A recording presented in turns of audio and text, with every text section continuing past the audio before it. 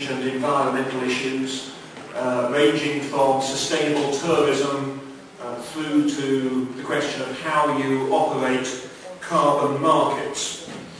And the fact that we are doing this is a reflection of the importance which the British government places on the fight against climate change.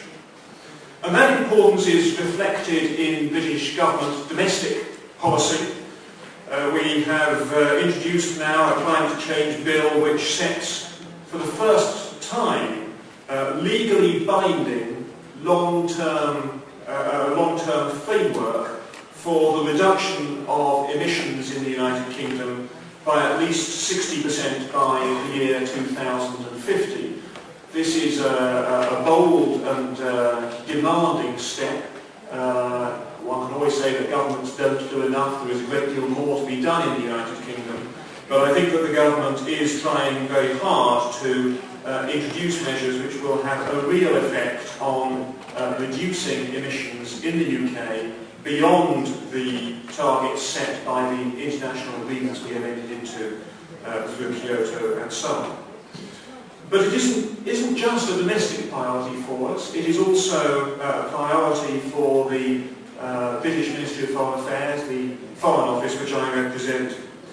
We have in our long-term strategy a small number of policy goals, and one of the four key policy goals is to promote a low-carbon, high-growth global economy.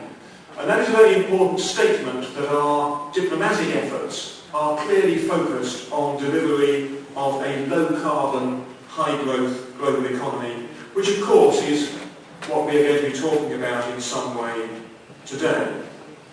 Now, the last event that we held in this series of conferences dealt with the economics of climate change.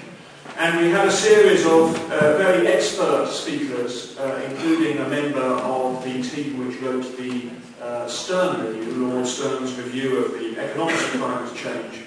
And the clear conclusion of, clear consensus, I would say, of those experts was that we can manage climate change without a loss of economic competitiveness.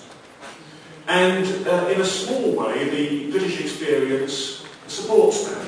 Over the last 10 years, we have seen a reduction in greenhouse gas emissions in the United Kingdom by about 7%. It will be a lot more in the future, but 7% over the last 10 years, whilst our economy has grown by 28%. Now, that does suggest that it is possible to manage climate change without a disastrous loss of competitiveness. Indeed, the reverse is certainly true, as the Stern Review points out, that if we do not take action to deal with climate change, the effect on our economies and our competitiveness will be much greater still. Lord Stern concluded in his report that failure to act effectively on climate change could mean a loss of between 5 and 20% in global gross domestic product every year, a very substantial figure.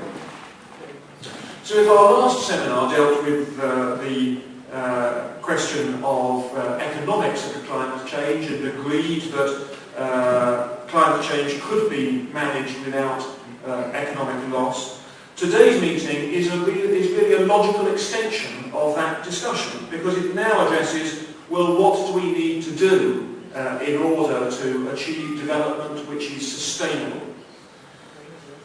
What do we need to do to maintain human development in a way which does not cripple national economies, does not weaken our efforts to help lift the world's poor people out of poverty? And I think that is extremely important. We can't have measures to tackle climate change which benefit the wealthy economies but do not manage the question of global poverty as well.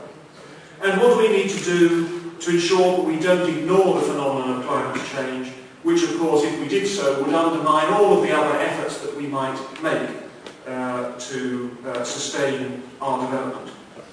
Today's event will examine different aspects of the Sustainable Development Challenge. We have a list of excellent and expert speakers from Greece and from the United Kingdom. I'd particularly like to welcome our guests from the UK who have travelled to be with us today.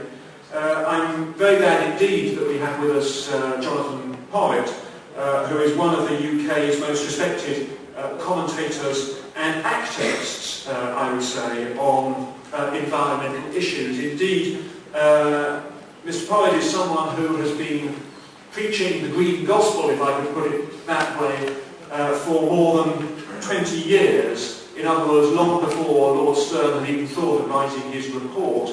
And we might well reflect that perhaps if we had listened more to people like Mr. Porritt 20 years ago, we might have found ourselves in a lot better position now.